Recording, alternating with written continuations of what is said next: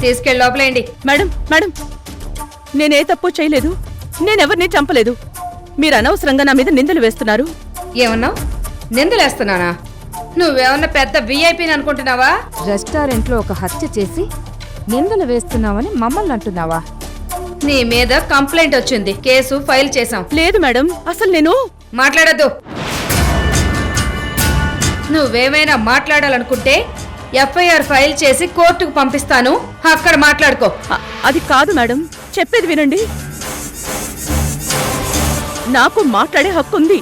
ఓ, హక్కుల గురించి నువ్వు నాతో చెప్తున్నావా? నీకు కోర్టులో మినిమం 7 సంవత్సరాలు తక్కువ కాకుండా శిక్ష పడేలా చేస్తాను. నువ్వు చేసిన మర్డర్ గురించి వీడియో సాక్ష్యం కూడా ఉంది. నా దగ్గర రూల్స్ మాట్లాడుతున్నావు కదా, చెప్తా.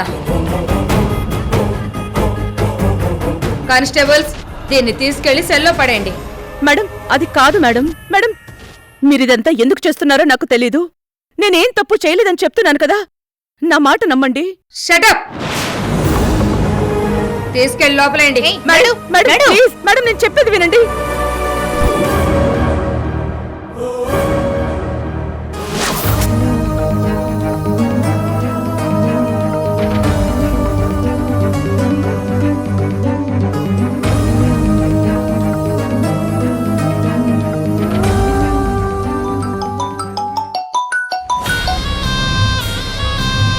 చెప్పండి ఇన్స్పెక్టర్, ఏమైంది? మీరు చెప్పినట్టుగానే ఆ రాణమ్మని అరెస్టు చేసి తీసుకొచ్చాం. ఎఫ్ఐఆర్ రాసి కోర్టుకు పంపిస్తానని భయపెట్టాను.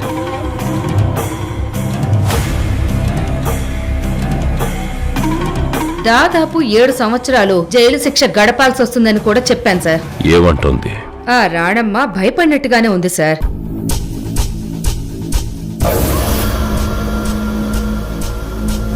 ఇప్పుడు గాని మీరు అనుకున్నది అనుకున్నట్టుగా చేయగలిగితే మీ ప్లాన్ వర్కౌట్ అవుతుంది సార్.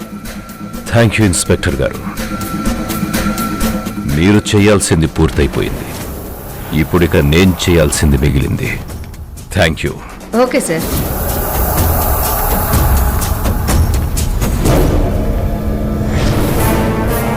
రాణమ్మ, ఇప్పుడు కథ నడిపించేది నేననుకున్నదే జరుగుతుంది.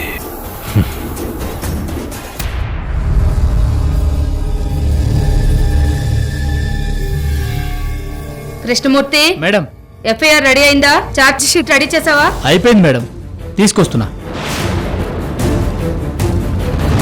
ఝాన్సీ, మేడం. తనని తీసుకురా. అలాగే మేడం.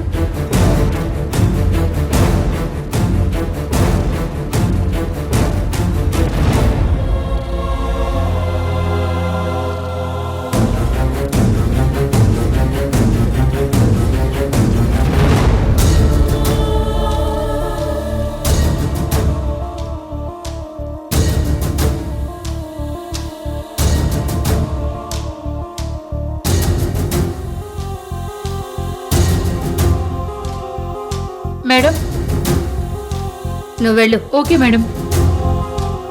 ఇదిగో ఇక్కడ సంతకం చేయి. సంతకం దేనికి మేడం? నీకు మళ్ళీ ప్రత్యేకంగా చెప్పాలా? నువ్వు చేసిన మర్డర్ ఒప్పుకుంటున్నట్టుగా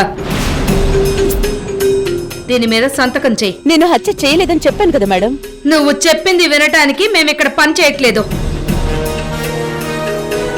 మేం చెప్పింది నువ్వు వినాలి. మాకున్న సాక్ష్యాధారాల ప్రకారం ఈ హత్య చేసిన నువ్వే.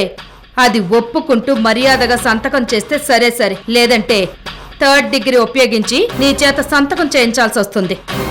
బాగా ఆలోచించుకో.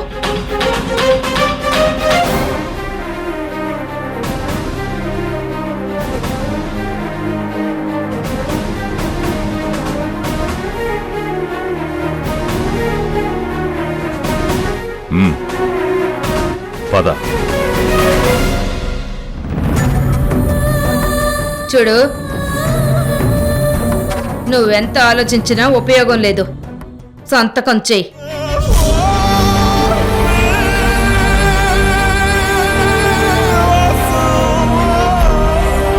తీసుకో.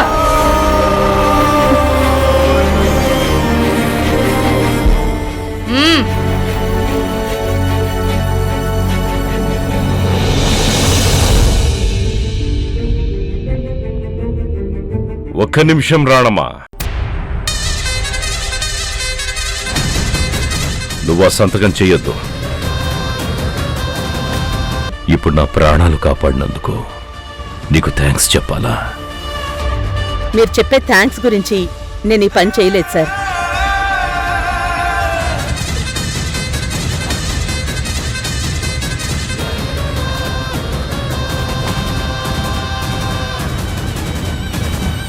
ఎవరు సార్ మీరు? ఎందుకు తనని సంతకం చేయొద్దు అంటున్నారు? అసలు మీకు దీనికి ఏంటి సంబంధం? మన కళ్ల ముందు అన్యాయం జరుగుతున్నప్పుడు దాన్ని ఆపగల శక్తి ఉండి కూడా మౌనంగా ఉంటే ఈ ప్రపంచంలో అతన్ని మించిన దుర్మార్గుడు మరొకడుండడని నా నమ్మకం. అందుకే నా కళ్ల ముందు జరిగే ఈ అన్యాయాన్ని ఆపడానికి వచ్చాను. రాణమ్మ గురించి నాకు బాగా తెలుసు. తని హత్య చేయలేదు. ఆవిడ హత్య చేయలేదని మీరెలా చెప్తారు? మా దగ్గర ఎవిడెన్స్లున్నాయి. ఒక ప్రాణం తీసేంత కఠినమైన మనసు ఆవిడకుండుంటే హార్ట్అటాక్తో పడిపోయిన నన్ను హాస్పిటల్కు తీసుకెళ్లి నా ప్రాణాలు కాపాడేదే కాదు.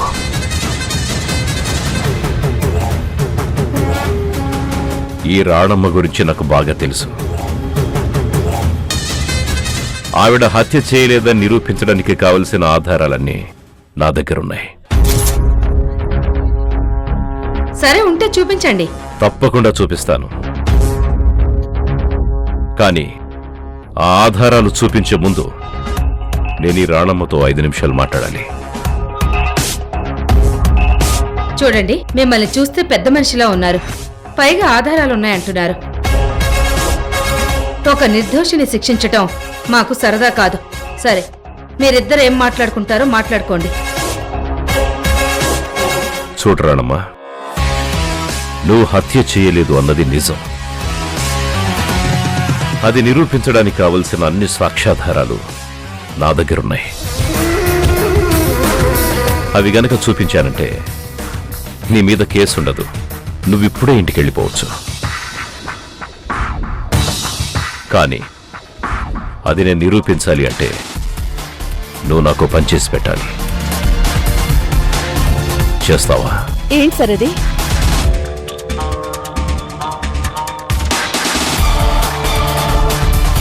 మీరేం చేయాలో ఇందులో డీటెయిల్డ్గా రాస్తుంది.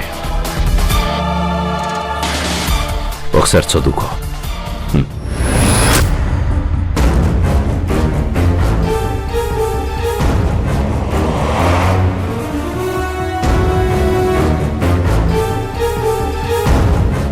తీసుకో.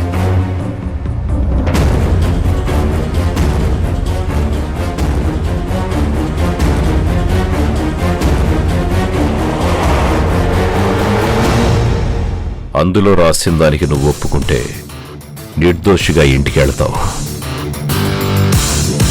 లేదంటే చెయ్యని తప్పుకి 7 సంవత్సరాల శిక్ష అనుభవిస్తావు. నువ్వు మంచిదానివే కాదు, తెలివైన దానివని కూడా నా నమ్మకం. చదువు.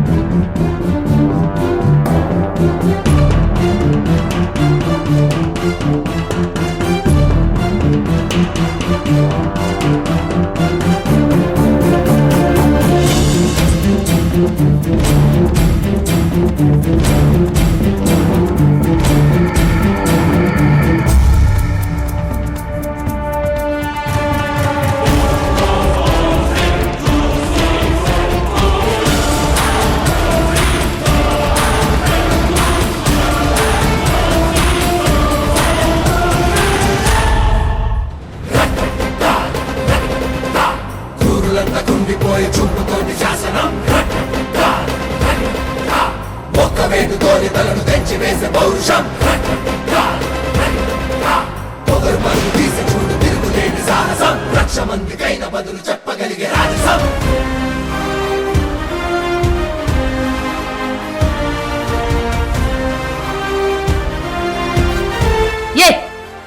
ఏం చేస్తున్నావు నువ్వు? చూడండి ఇన్స్పెక్టర్ గారు, నేను ఆటో డ్రైవర్ని, కానీ అమాయకురాల్ని మాత్రం కాదు. మీరాడిన ఈ నాటకానికి అసలు సూత్రధారి ఈ ధర్మతేజ్ గారనే విషయం ఇప్పుడు నాకు బాగా అర్థమైంది. నన్ను అరెస్ట్ చేసి ఇక్కడికి తీసుకురమని చెప్పింది కూడా ఈ పెద్ద మనిషే కదా? ఏ పిచ్చి పిచ్చిగా మాట్లాడద్దు. లేదు ఇన్స్పెక్టర్ గారు, నేనిప్పుడే సరిగ్గా మాట్లాడుతున్నాను. ఆల్రెడీ క్లోజ్ చేసిన కేసులో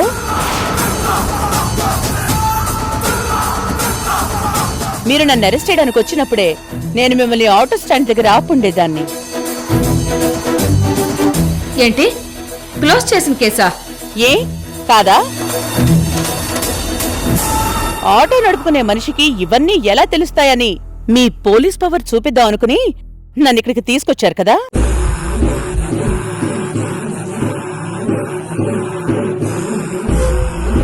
ఇది మీకు పుట్టిన బుద్ధి కాదని నాకు తెలుసు. మీ వెనకాల ఎవరో ఉన్నారని కూడా తెలుసు. అందుకే ఆ వెనకాలున్న పెద్ద మనిషి ఎవరో బయటకి రావడం కోసమే మీతో పాటు ఇక్కడి దాకా వచ్చాను. నేనిక్కడికి రావడం వల్లే కలుగులో దాక్కున్న ఈ పెద్ద మనిషి బయటకొచ్చాడు.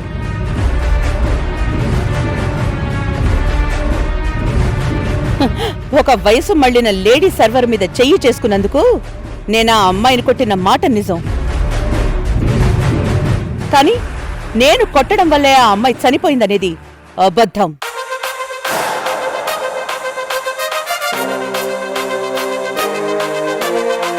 ఎందుకంటే నేను కొట్టడానికి ముందే ఆ అమ్మాయికి తెలియకుండా తన బాయ్ ఫ్రెండ్ తనకి విషం పెట్టాడు.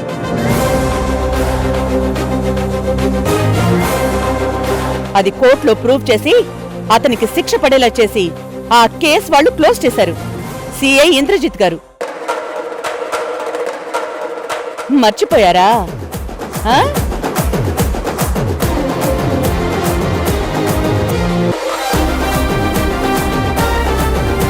నాకేమీ తెలీదనుకుని మీరు చాలా అతి తెలివితో ఆ కేసుని చూపిస్తూ ఎఫ్ఐఆర్ని ఫైల్ చేస్తానని బెదిరించారు కదా ఎస్ఐ గారు. నేనిప్పుడు తలుచుకుంటే మీ మీద కేసు పెట్టి మీ ఉద్యోగాలు పీకించగలను. అలా చేయమంటారా?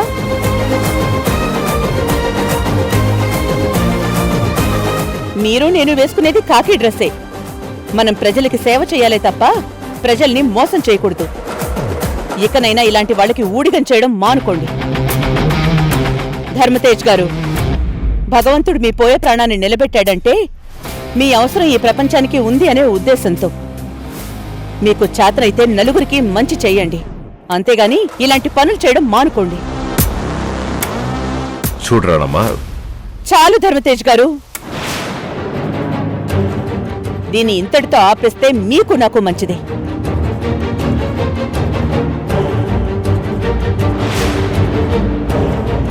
చూడండి, 2 కోట్ల కారు 2 లక్షల ఆటోని గుద్దితే అది పెద్ద విషయం కాదు. దానికి జరిగే నష్టం కూడా పెద్దగా ఏమీ ఉండదు. కానీ అదే ఆటో మీ ఖరీదైన కారుని గుద్దితే చాలా పెద్ద విషయం అవుతుంది. అదే జరిగితే పోయేది మీ కారే కాదు, మీ పరువు కూడా. అది గుర్తుంచుకోండి. ఇన్స్పెక్టర్ గారు, కష్టపడి దొంగ ఎఫ్ఐఆర్ రెడీ చేసినట్టున్నారు. దాన్ని చింపి ఆ చెత్త బుట్టలో పారేయండి.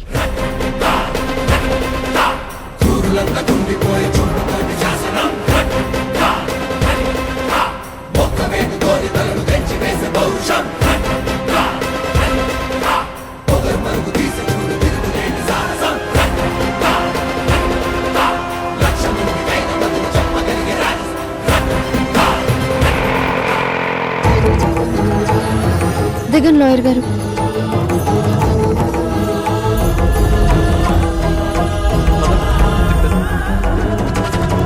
రణమా, నిన్ను వదిలేశారా రానమ్మా? నీకేం కాలేదు కదా? పోలీసులు నీ మీద చేయి చేసుకోలేదు కదా? చెప్పు రానమ్మా. నాకేం కాలేదు ప్రియా, నేను బాగానే ఉన్నాను. నువ్వేం టెన్షన్ పడకు.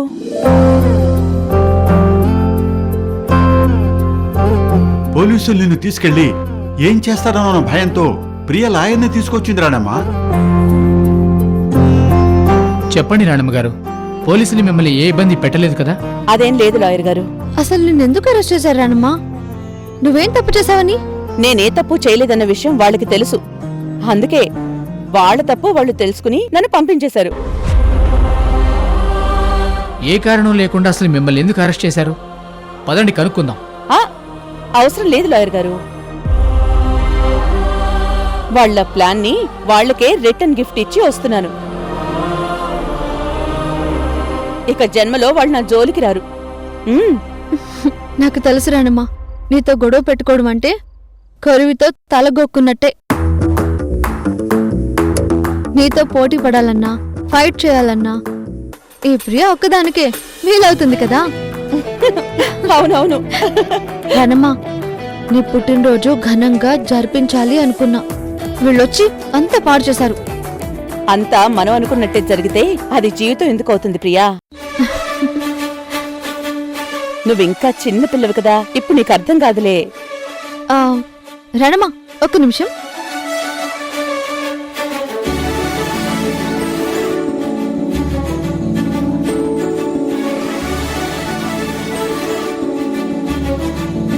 రానమ్మా, ఒకసారి నీ చెయ్యి చాపు.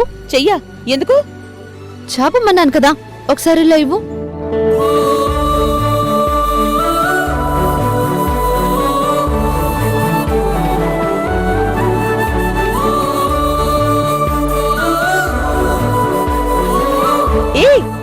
ఏంటిది?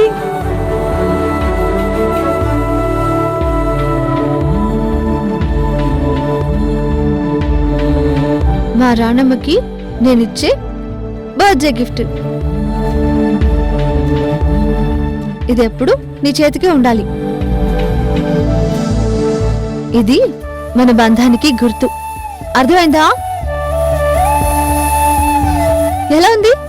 బాగుందా? నీ అంత అందంగా ఉంది. ఈ వాచ్ లో నడిచే ప్రతి విషయం నిన్ను గుర్తు చేస్తూనే ఉంటుంది.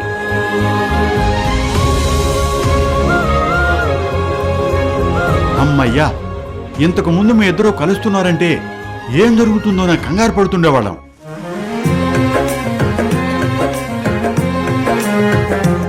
ఇప్పుడు మీ ఇద్దరిని ఇలా చూస్తుంటే నాకు చాలా ఆనందంగా ఉంది రానమ్మా. సరే పదండి వెళ్దాం. అలాగే రండి.